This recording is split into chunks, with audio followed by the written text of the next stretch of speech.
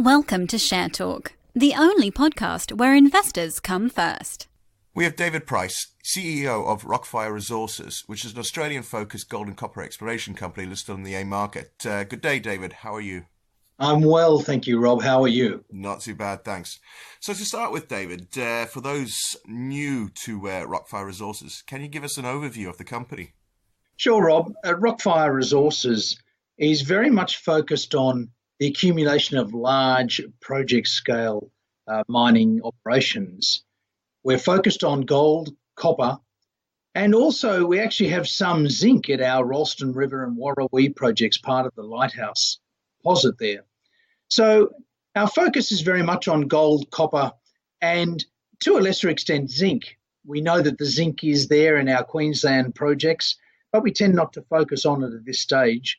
But of course, copper and zinc are both very important metals for the battery industry as well. So it's a very strategic focus on gold, copper, and all of our projects are in Queensland, which is a good jurisdiction to be in. In fact, one of the best in the world at the moment.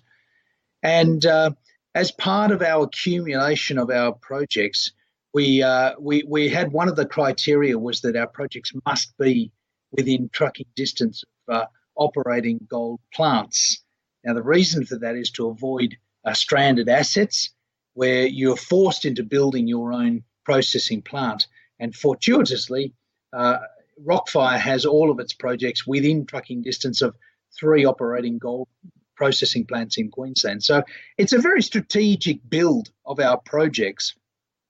As far as our gold is concerned, Rob, we have this year come out with our maiden gold resource at the Lighthouse project. It was an accumulation of both Plateau deposit and the double event deposit. And we ended up with a maiden resource of 51,000 ounces of gold. That's only the start. We see that as the very first platform to build the resources from this point forward.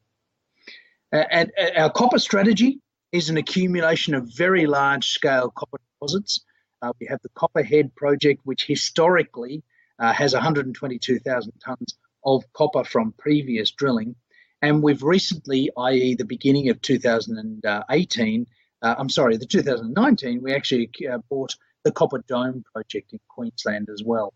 So Rockfire is a very strategic company that is building its assets, and it's specifically focused on gold and copper as very important commodities going forward, not only for where we see gold going, but also, of course, the copper used in the battery metal industry. Okay, and for new investors to Rockfire Resources, David, as CEO, can you give us a bit of a history on yourself and what you've done to become the CEO? Sure. Well, I graduated as a geologist, so I have a technical background, and I specialised in petrology, mineralogy, and microstructure, which is the very specific identification of rocks and minerals. So it gives me a very good basis and a background for identifying the right rocks that will hold gold and copper. I started my career with exploration for porphyry copper and epithermal gold in Southeast Asia, island-based work in the Philippines and Papua New Guinea and Indonesia. And very strategically after that, I then moved into production scenarios where I went and got a job as an open cut mine geologist and an underground mine geologist. Now, this is very important because what it does is provide the end format. What are we actually trying to achieve here in looking for these deposits? And of course, the end goal is to mine these deposits.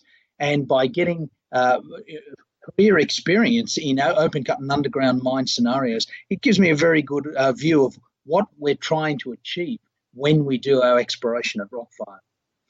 From there, I got experience on multi-rig programs, drill programs on very large-scale mining projects. I was involved with the Winditch pit drill out at Granny Smith in Western Australia, the drill out of Big Bell North in Western Australia, and the very deep drill out of the Osborne copper gold deposit in North Queensland. So that experience gave me large-scale multi-rig drilling experience, which is always very useful when you're drilling out these projects. More recently, I was involved with the pre-feasibility study of the Blue Vein gold mine in Western Australia, where we took that through exploration, scoping studies, into the pre-feasibility, and finally into the feasibility study stage. My other pre-feasibility experience was of the Sapis gold project in northern Greece, which was obviously, another thing is multi-rig and multicultural. And that gives you another element involved with multicultural specialisation. So that was really great. Good experience in taking projects from the exploration stage through the feasibility and then into production. So that was great experience in that, filling that gap. More recently, again, I was the senior geological consultant for the drill out of the Earl Grey lithium deposit in Western Australia, which ended up being the third largest deposit of lithium in Australia. So I've been involved with very large drill out programs, and that has been really good for my career and getting me to be able to understand the outcome. What are we actually trying to do? We're trying to get these projects to a mine stage. So it actually gives me a really good background in achieving that. What would you say is your biggest triumph or winner before becoming the Rockfire Resources CEO?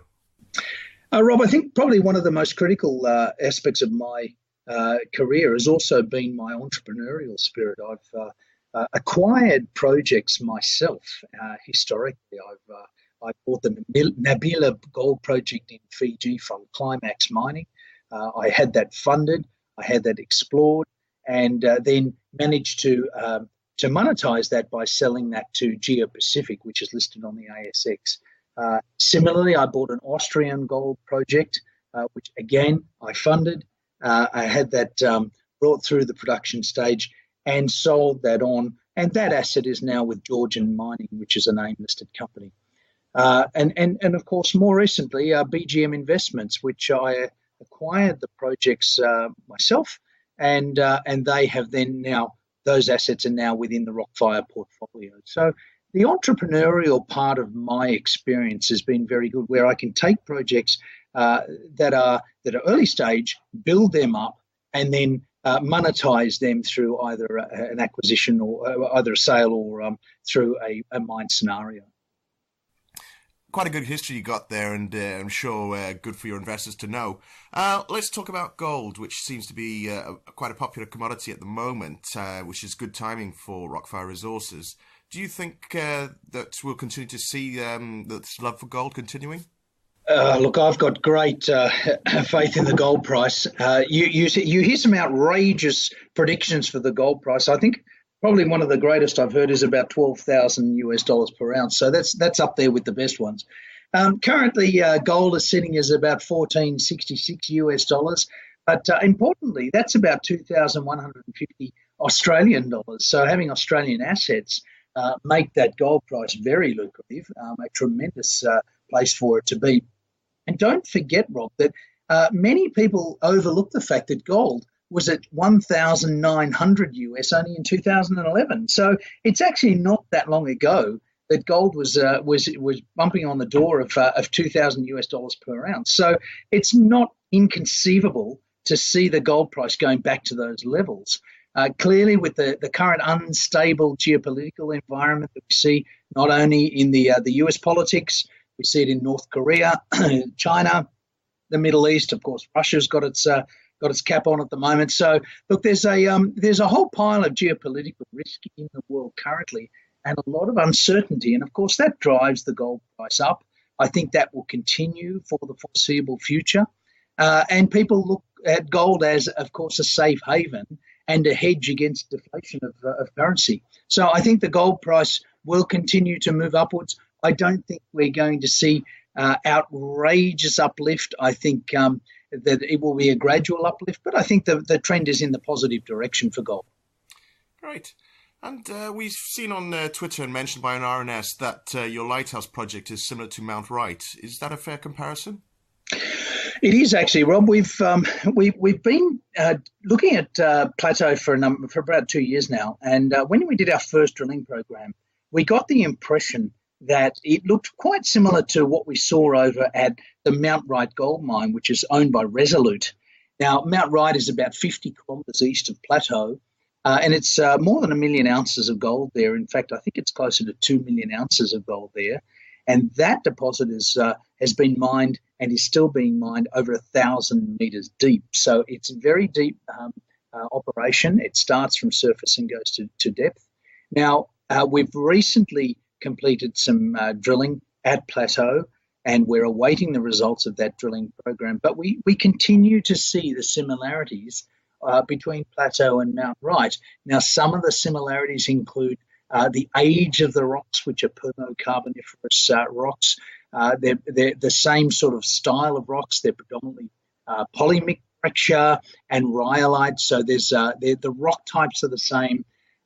Both of them are approximately the same geometry and size. Mount Wright, the main ore zone, doesn't actually start until about 160 metres below surface, and we're starting to see similarities in the uplifting grade as we drill deeper from the previous drilling that we did there. The majority of gold at Mount Wright is hosted in a sulfide-rich rhyolite similar to Plateau.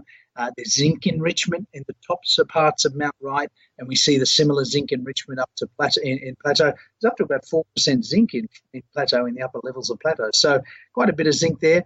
They're both similarly altered with the same types of rocks. And what we're seeing is that we view Plateau as being the very top of the mineralized system, similar to the upper levels of Mount Wright. So what it tells us, or what it's indicating to us, is that the Mount Wright, i.e. the main ore body, is still below us. And that's exciting because it means that all of the future growth of Plateau is deeper down. Thanks, David. It's been good to get a summary of the company and also have an opportunity to learn a bit more about yourself. So we'll look forward to seeing how you're doing in the future, and I'm sure we'll hear from you soon. That's great. Thank you, Rob, and thank you for Share Talk for hosting it. No problem at all.